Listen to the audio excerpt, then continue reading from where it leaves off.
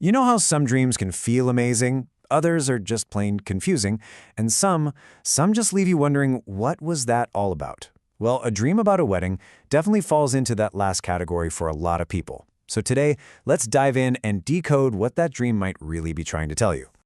So you've woken up asking yourself this, and hey, that is totally normal. And while your first thought might be, oh, it's a prediction, or maybe even a warning, when we look at it from an Islamic perspective, the answer is usually way deeper and a lot more symbolic than that.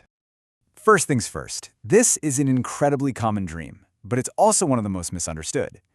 We naturally tend to think in literal terms, but the real key here is to shift how we look at it, away from seeing it as a prediction and more towards understanding it as a symbol. And this really gets to the heart of it. On one hand, you could take it literally, right? Thinking you're just seeing a future wedding. But the Islamic interpretation sees something totally different. It's a symbolic message about a major transition or a new agreement happening in your life.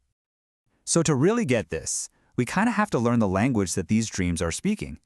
Think of marriage not as the event itself, but as a really powerful symbol. So what does this symbol actually mean? And notice that word rarely. That's super important. A dream about marriage is almost never about a literal actual wedding. Instead, it's a symbol for a major life event, a new kind of agreement, or a really profound shift that's either happening right now or is just around the corner. And wow, the range of what this could mean is pretty wide.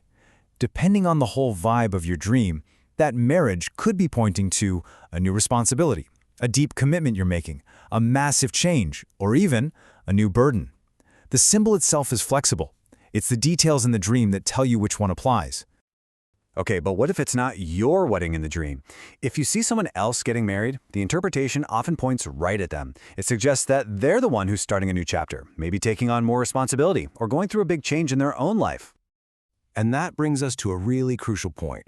The specific details in the dream are like clues in a mystery. You have to look at the context, because the context tells you everything you need to know to understand the message.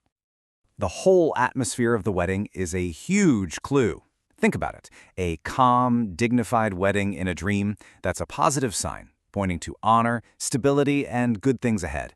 But a noisy, chaotic wedding can signal the exact opposite: a burden, a difficulty, or a test that's coming up.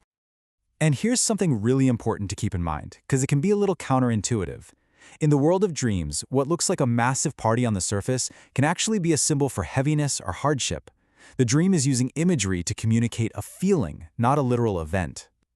So, who's getting married? That's another major clue. If it's someone you know, the dream could be about your relationship with them, or maybe a responsibility you both share.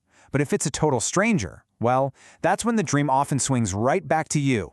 That unknown person becomes a symbol for a new responsibility or change that's coming into your own life. All right, so now we're going to go a little deeper.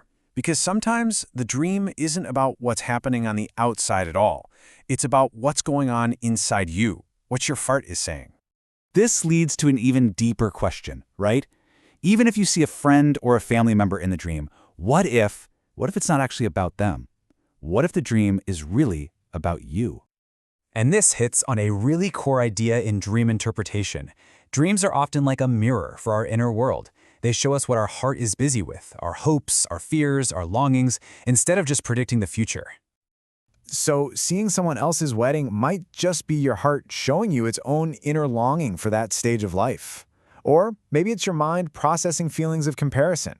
It could be symbolizing your own hope for the future, or, on the other hand, it might be highlighting a fear of change or a deep concern you have about taking on new responsibilities. So, think back. How did you feel in the dream? Your emotion is the ultimate key to unlocking it. If you felt peace and happiness, that could be a great sign of good news or harmony coming your way.